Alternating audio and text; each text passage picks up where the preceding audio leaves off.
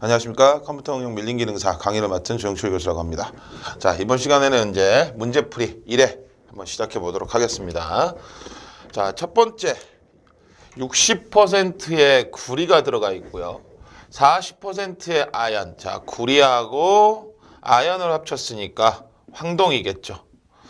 구리하고 주석을 합치면 청동이 될 거고요. 그런데 주로 어디에 쓴다? 열 교환기에 쓰이고요. 파이프, 대포, 관이네요. 그죠? 관이고 탄피 이런 곳에서 주로 사용되는 황동의 합금은 무엇이냐 이거예요. 합금입니다. 금.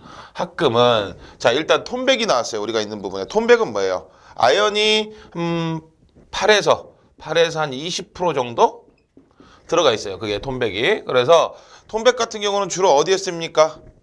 여러분들 가장 많이 보고 있어요. 이거 톤백은 어디서 박물관 가시면 이거 되게 많아요. 왜냐면 왕관을 만든다든지 어떤 장신구를 만들어서 세팅을 해놓은 거 전부 다 진품은 아닐 거예요. 그죠? 그런 부분이 보이기에는 금처럼 보이는데 이게 가짜란 말이죠. 그게 다 뭐냐? 톤백이에요. 톤백. 이거 금 대용품이에요. 금 대용품.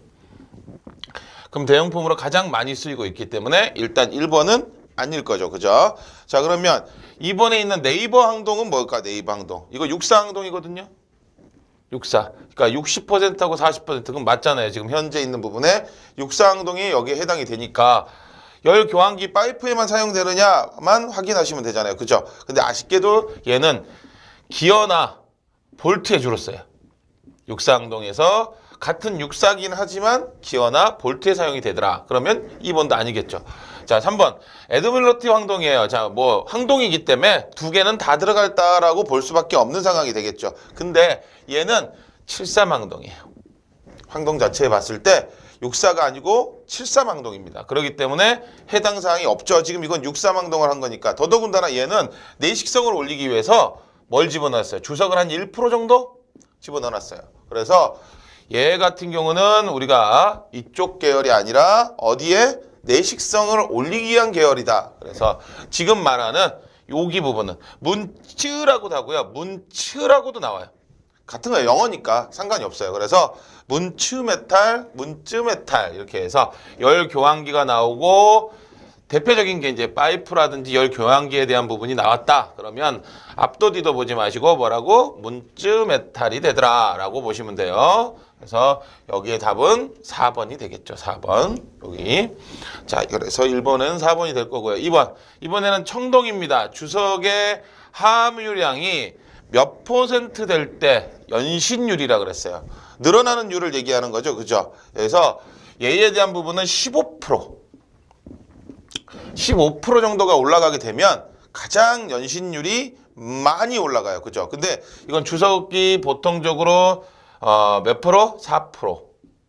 주석 4%. 연신율 15% 이렇게 되면 이제 이게 무슨 얘기냐면 4%일 때부터 시작해서 15% 정도까지가 되는 것이고요. 최대가 15%예요. 최대가. 그렇기 때문에 15%가 넘어가는 상황이 되면 일단 뭐가 되냐면 강도하고 여기 경도가 최대값이 돼요. 그래서 여기까지 쓸 수가 없어요. 왜? 여기가 너무 올라가니까. 연신율을 올리기 위해서 주석을 넣는 건 좋은데 15%가 올라가면 여기가 최대값이 돼요. 그래서 이걸로 딱 하려고 봤더니 연신율 이란 말이 나왔기 때문에 여기에 대한 부분은 몇 프로라고 봐야 돼요? 가장 좋은 그냥 경도값이 점점 올라가지 않고 일반적으로 처음 스타트한 부분을 찾을 수 있기 때문에 그냥 알아두시면 돼요. 연신율이 가장 좋은 거는 어느 정도가 되느냐 그러면 경도하고 경도값하고 강도값이 떨어져 있는 부분 그래서 4에서 5% 정도 여기가 가장 많이 올라가더라 라고 생각을 하시는 게 좋습니다. 반대잖아요. 강도 경도가 올라가게 되면 아무래도 연신율은 조금 연성이 떨어질 수밖에 없기 때문에 그렇게 반대로 보시면 되고요. 자, 용융 온도가 3400도랍니다. 가장 높은 거죠. 여기서 끝났죠. 온도에 대한 부분을 봤을 때 낮 같은 경우는 우리가 인두기로 이렇게 지져서 얘기하잖아요. 이거 327도? 이 정도면 녹아요. 그냥 내가 있는 부분에 대해서. 그러면 여기에 대한 부분 3400도, 1000도도 안 되는 상황이 됐잖아요. 그렇기 때문에 이 부분은 해당 사항이었고요. 그러면 금은요. 우리 금 반지 만들고 장신구 만들고 이런 부분이잖아요. 이거 1040도 정도 되면 40도, 43도 정도 될 거예요. 그래서 이 정도에서 높기 때문에 우리가 이제 가공하기가 조금 편하다, 쉽다 이렇게 얘기할 수 있는 부분인 거고요. 텅스텐이죠, 답은. 3600도, 3400도 이렇게 얘기하는 거. 그럼 망간은 몇 도일까요? 망간도 제법 높습니다. 우리가 온도로 본다라면. 근데 1260도죠. 그러면 왜 이 정도를 가지고 우리가 온도를 해서 아우 야 1000도? 상상할 수가 없는데 아니요. 철이 1538도잖아요. 기준이 철광석이니까. 거기보다 낮으면 쉽게 녹는다고 보는 거예요. 용융 연도가. 근데 텅스텐이라고 하는 부분은 워낙 높아요. 이게 일반적으로 정확하게 얘기하면 3600도가 넘어가죠. 그런 부분이 있기 때문에 여기서 답은 텅스텐이 되더라라고 하는 부분을 기억하시면 될 것 같고요. 자, 4번. 금속에 있어서 대표적인 결정역자와 관계가 없는 것 딱 세 가지 있죠. F, C, C, B, C, C, H, C, P 이렇게 얘기하죠. 자, face예요. face. face니까 뭐예요? 면이죠. 면. body예요. 채심. 면심 입방격자, 채심 입자. H, 하이, 조밀. 그래서 내가 있는 부분에 조밀에 대한 부분이 두 개가 나와 있잖아요. 채심 있고요. 면심 있어요. 근데 조밀 입방격자냐, 육방격자냐라고 얘기를 하는데 조밀 입방격자예요. 입방격자. 그래 아니 육방격자예요. 그래서 답이 3번이에요. 3번. 내가 있는 부분에 대해서 얘에 대한 부분을 본다라면 채심 입방격자 같은 경우는 가장 일반적으로 우리가 가장 많이 쓰이는 구간이 되는 거고요. 이것 때문에 변태점 우리가 많이 얘기하잖아요. A3, A4에서 내는 거고요. 이거 910도. 이거 1410도. 그래서 얘에 대한 부분은 우리가 뭐가 FCC가 BCC로 바뀌는 구간이고요. 얘는 BCC가 FCC로 바꾸는 구간이고요. 이렇게 얘기를 할 수 있는 부분이기 때문에 이 부분을 놓고 우리가 얘기했을 때 가장 많이 얘기하는 부분을 채심 입방격자는 전연성이 적고 강도가 크다라고 얘기하는 거고요. 면심 입방격자는요. 면심 입방격자는 전연성이 하고요. 가공성이 되게 높아요. 가공성이 좋아. 그래서 우리가 일반적으로 쓰는 곡자라고 보시면 돼요. 그래서 제가 얘기할 때 채심에서는 뭐였어요?